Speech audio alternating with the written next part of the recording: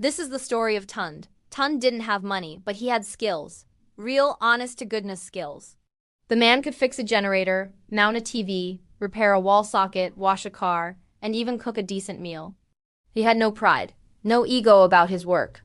Every single morning he would hustle, moving from one job to the next, from Lekki to Ikoyi. He always used to say, as long as my hands can move, hunger will never get the best of me. One hot afternoon, while Tund was fixing an air conditioner in a luxury apartment, he met Ifeoma. She was stunning.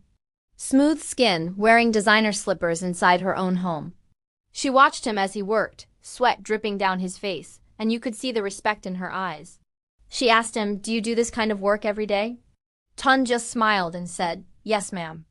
There's no shame in working with your hands. That simple answer struck a chord with her. From that day on, Ifeoma didn't just like Tund. She practically adopted him.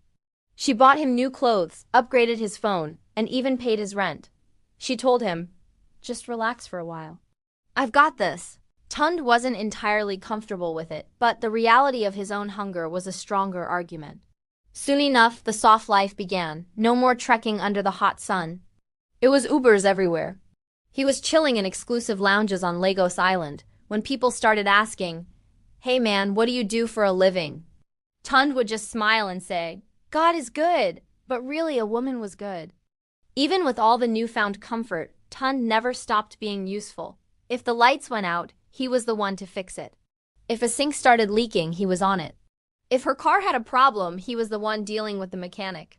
His hands were still moving. But the trouble started when he couldn't provide the things only big money could buy. One night, Ifeoma told him, "Sometimes love just isn't enough." A heavy silence filled the house that night. Then came the mistake. One evening, Tund accidentally saw a message on her phone. It was from another guy, a real big shot. The message said, "I'll send the money tomorrow." Tund's heart sank. He asked her calmly, "So all this time, I was just an option?" Ifeoma didn't shout or argue. She just looked at him and said, "I helped you. But I want more out of life." The security guard at the gate told him, "Madam moved out late last night. Her phone wasn't going through. His rent was about to expire." Just like that, the soft life ended without any notice. That evening, Tund sat by the roadside. No AC, no expensive wine, just the noise and sweat of the city. He looked down at his hands. They were dirty, strong, and still capable. He stood up. The very next day, he was back to fixing someone's generator. You see, the lesson here is simple. Money can enter a relationship, but it can also leave without saying goodbye. Comfort is nice, but character is what lasts. Tund might not have the soft life anymore, but he has his dignity. Because in a city like this, if your hands know how to work, your story is never over.